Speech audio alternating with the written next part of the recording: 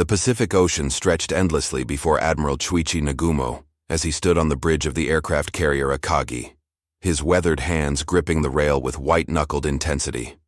It was December 7th, 1941, and the fate of nations hung in the balance like morning mist over the Hawaiian waters. Below deck, 353 aircraft waited in silence, their engines cold, but their purpose blazing hot in the hearts of their pilots. Commander Mitsuo Fuchida adjusted his leather flight helmet one final time, his fingers trembling, not from fear, but from the electric anticipation that coursed through his veins. The man who would lead the first wave of the attack had trained for this moment for months, studying photographs of Pearl Harbor until he could navigate its waters in his sleep. The irony was not lost on him that they called Hawaii paradise, for today he would bring hell to its shores. 6 aircraft carriers, Akagi, Kaga, Soryu, Hiryu, Shokaku, and Zuikaku, cut through the Pacific swells like silent predators, their task force comprising the largest naval aviation force ever assembled by the Imperial Japanese Navy. Vice Admiral Chuichi Nagumo commanded this floating armada of destruction, codenamed Kido Butai, which had sailed from Hitokapu Bay in the Kuril Islands 11 days earlier under the strictest secrecy. The morning sun painted the Hawaiian sky in shades of gold and crimson as the first wave of Japanese aircraft lifted off from their carrier decks at 6 o'clock in the morning. Fuchida's Nakajima bomber climbed steadily through the tropical air, followed by 49 other horizontal bombers, 40 torpedo bombers, 51 dive bombers, and 43 fighter escorts. The sound of their engines created a symphony of impending doom that would echo through history. As recorded in the official U.S. Navy historical accounts, the American forces at Pearl Harbor had received warnings of potential Japanese aggression, but the nature and timing of the attack caught them completely off guard.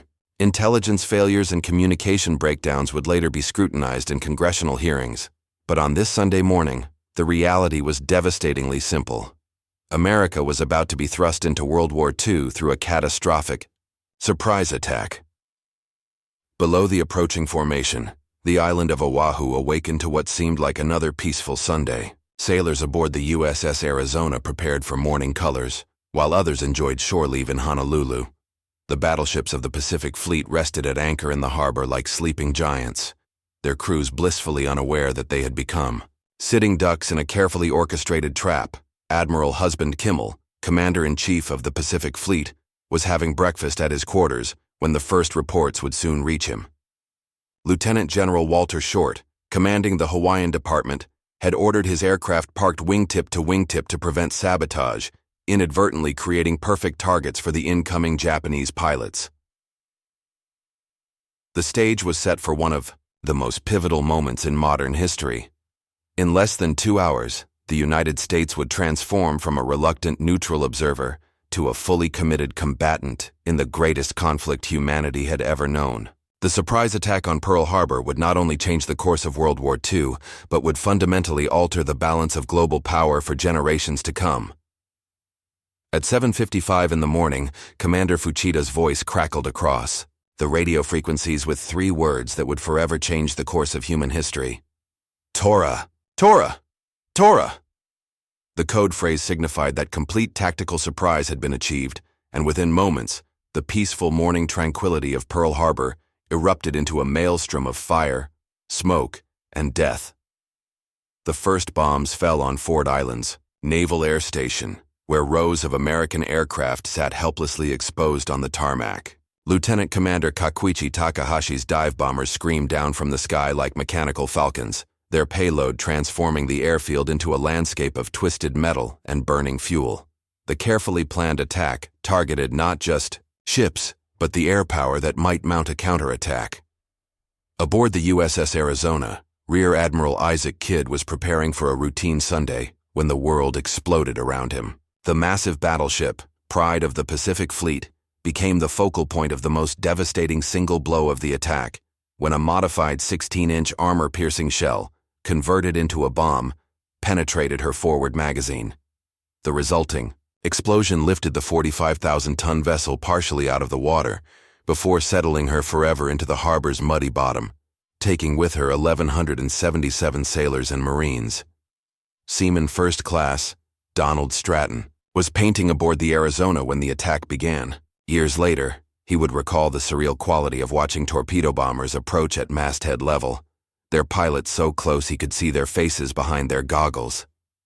The young sailor's survival, despite being burned over 65% of his body, would make him one of the war's most remarkable witnesses to this day of infamy.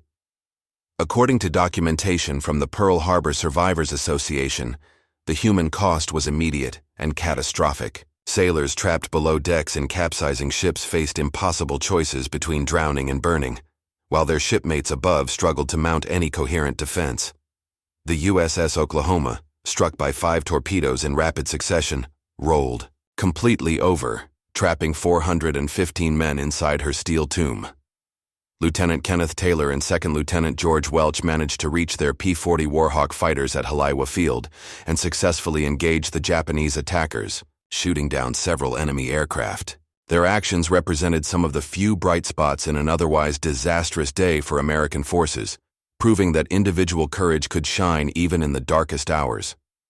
The second wave, led by Lieutenant Commander Shigekazu Shimazaki, arrived at 8:54 to continue the devastation. 171 aircraft targeted the harbor installations, dry docks, and any remaining operational vessels. By now, American anti-aircraft fire had intensified considerably, and 20 Japanese aircraft would be lost during this phase of the attack. Captain Mervyn Bennion of the USS West Virginia continued commanding his ship even after being mortally wounded by shrapnel, refusing medical attention until his vessel's damage control efforts were organized. His dedication exemplified the spirit that would ultimately carry America through the dark years ahead, though victory remained a distant dream on this tragic morning. The attack lasted less than 2 hours, but its effects would reverberate for decades. By 10 o'clock, the Japanese formation was withdrawing northward, leaving behind a scene of unprecedented destruction. Pearl Harbor, once a symbol of American naval might in the Pacific, now resembled a graveyard of twisted steel and broken dreams, its oily waters reflecting the smoke-darkened sky like a mirror of national trauma.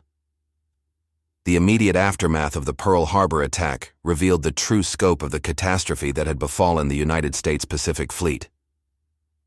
As rescue crews pulled survivors from the oily waters and searched through the wreckage of what had been America's most formidable naval installation, the grim statistics began to emerge. 2,403 Americans lay dead, with another 1,178 wounded, while the Japanese had achieved their tactical objectives at the cost of only 29 aircraft and 55 airmen.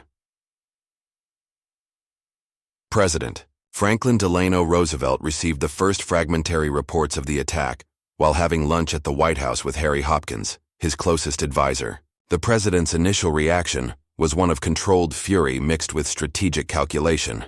He immediately understood that this unprovoked assault would unite the American people in a way that months of political rhetoric had failed to achieve.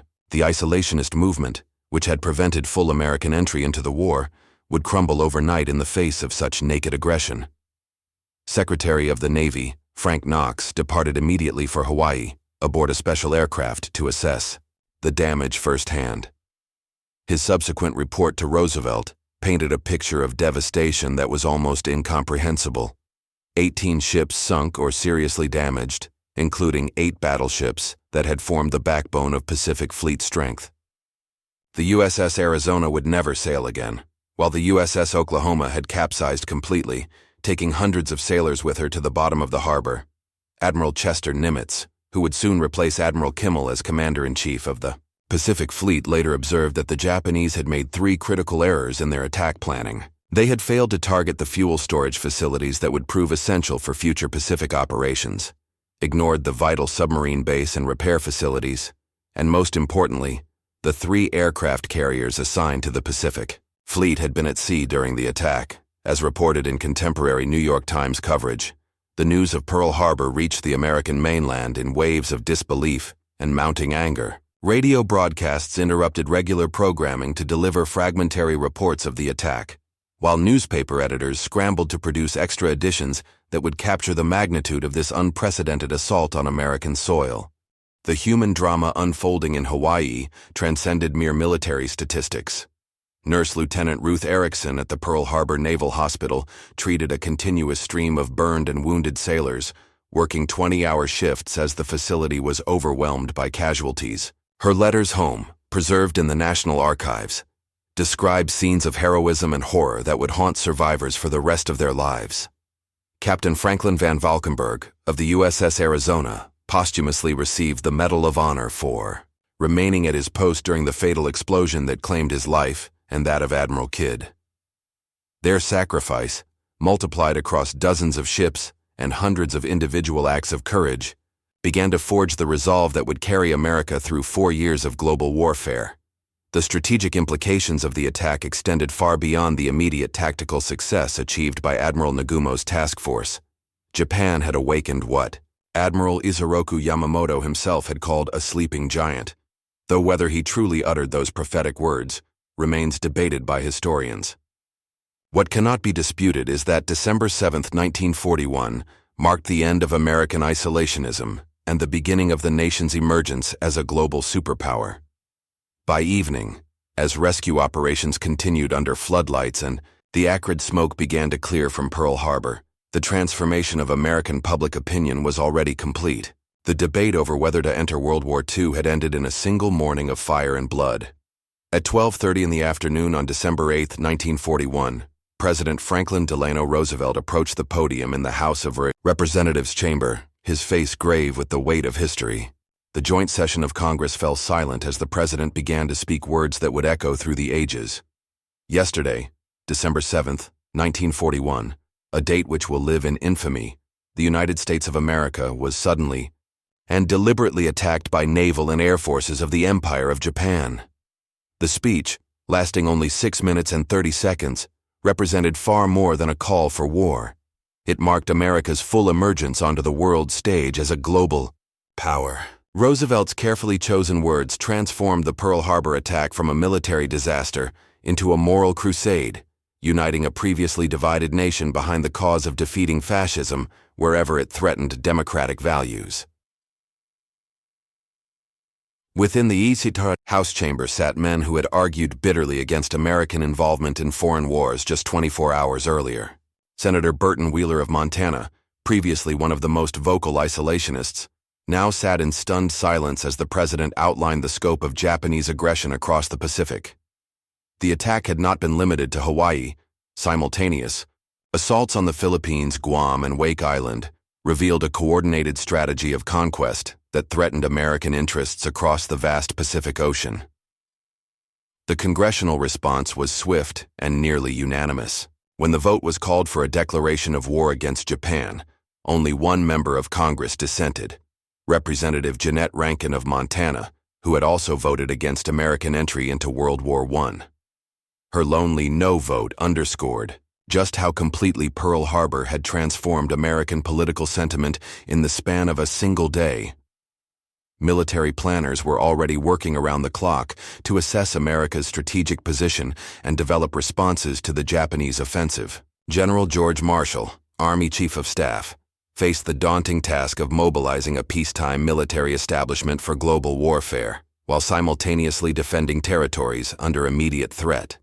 The Philippines, commanded by General Douglas MacArthur, were already under heavy attack, and Wake Island's small garrison of Marines faced overwhelming odds. According to records maintained by the Office of War Information, the American industrial mobilization that followed Pearl Harbor represented the most rapid transformation of a national economy in human history. Automobile factories retooled to produce aircraft engines, shipyards expanded exponentially to build the vessels needed for global operations, and millions of Americans entered military service or defense industries with unprecedented speed and determination. The psychological impact of Pearl Harbor extended far beyond American shores.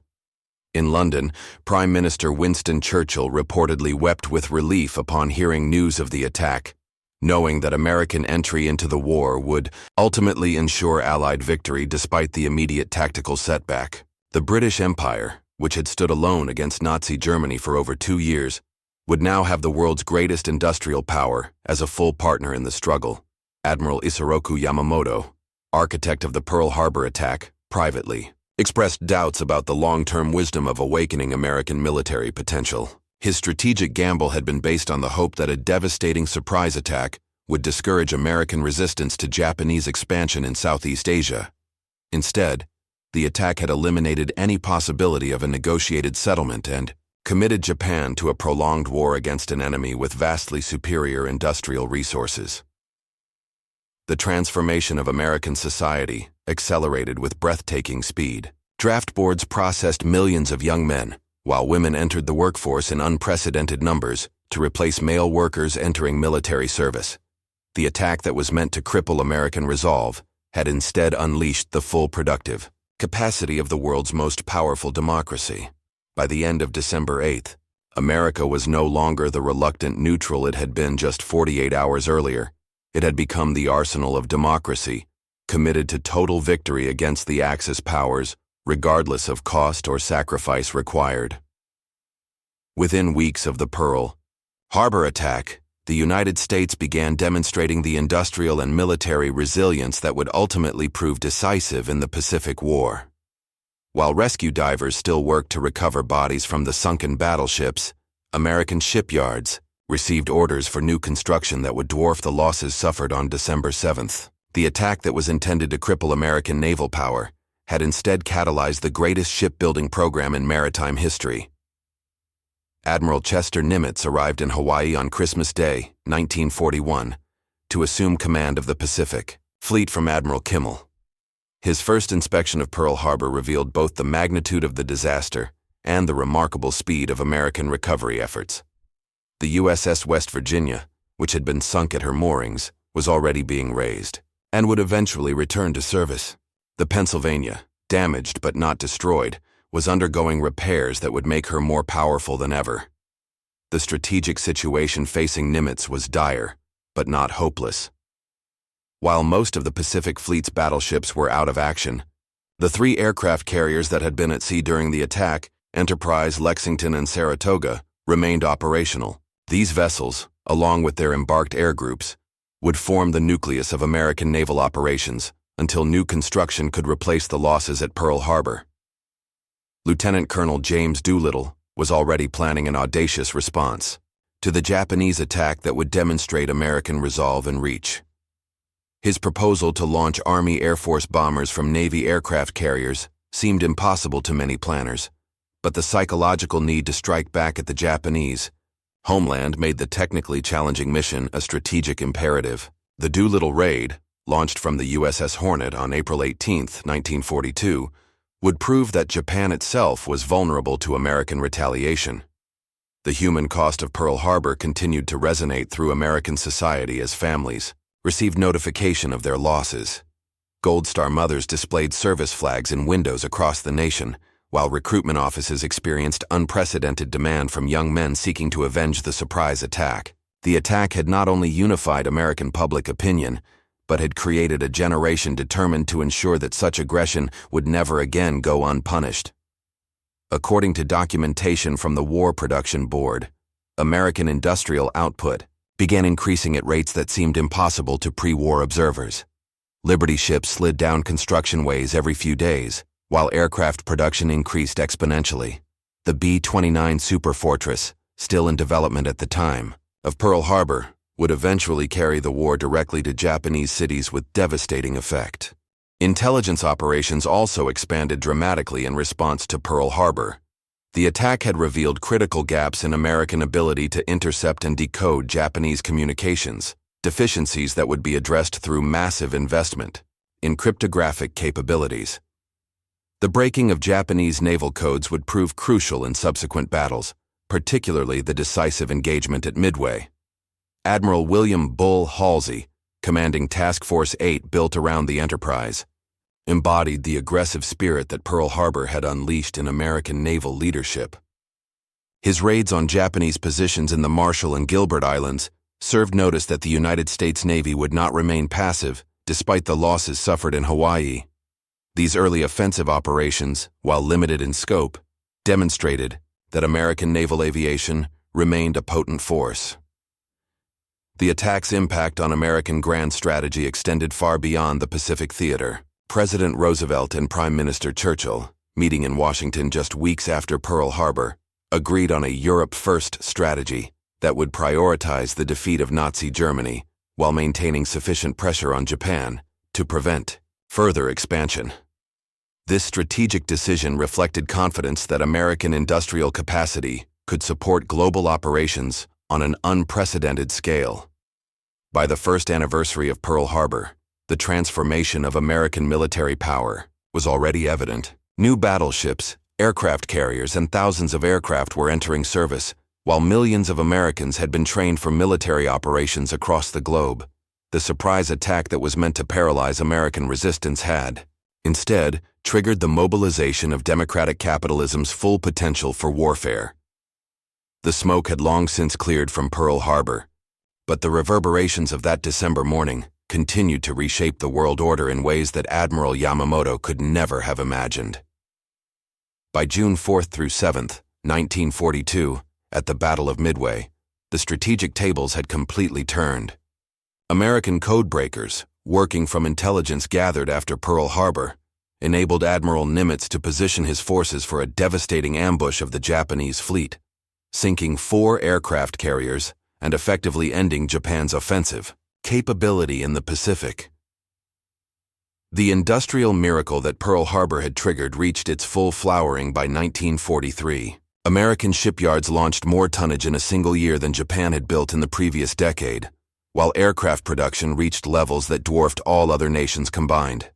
The Essex-class aircraft carriers, designed after Pearl Harbor, began entering service with capabilities that made them the most powerful warships ever constructed. Each new carrier embarked air groups larger than entire foreign air forces.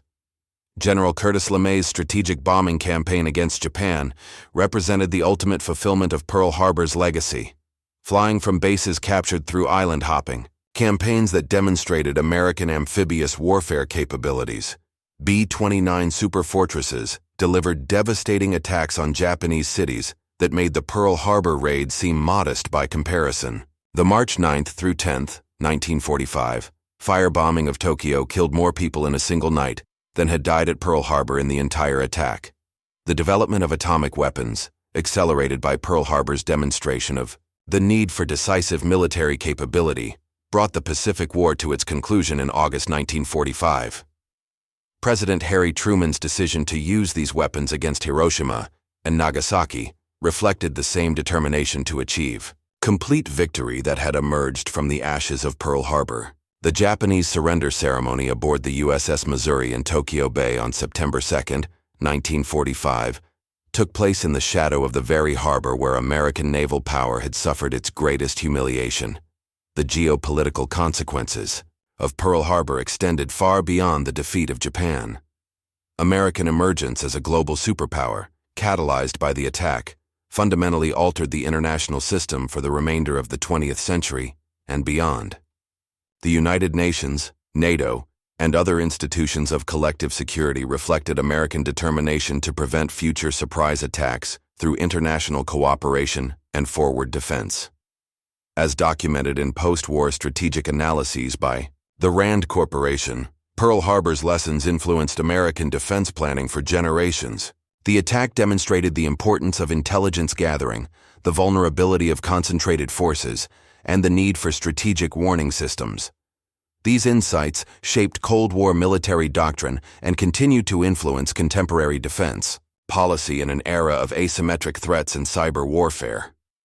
The human legacy of Pearl Harbor lived on in the veterans who survived the attack and the families who lost loved ones in the harbor's burning waters. Their testimonies, preserved by the National Park Service and various historical organizations, ensured that future generations would understand both the cost of unpreparedness and the resilience of democratic societies when faced with existential threats.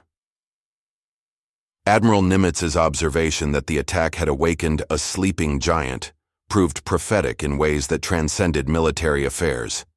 Pearl Harbor triggered not just American entry into World War II, but the nation's permanent engagement with global affairs. The isolationism that had characterized American foreign policy for over a century died in Pearl Harbor's flames, replaced by an internationalist outlook that would define American leadership throughout the latter half of the 20th century.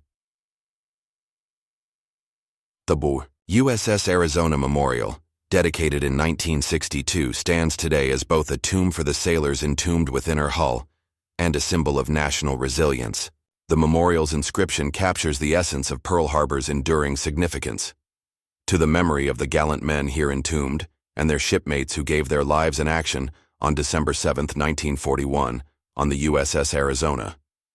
But the greater memorial to Pearl Harbor's victims lies in the free world their sacrifice helped preserve, a testament to the transformative power of democratic resolve when confronted with the forces of tyranny and aggression.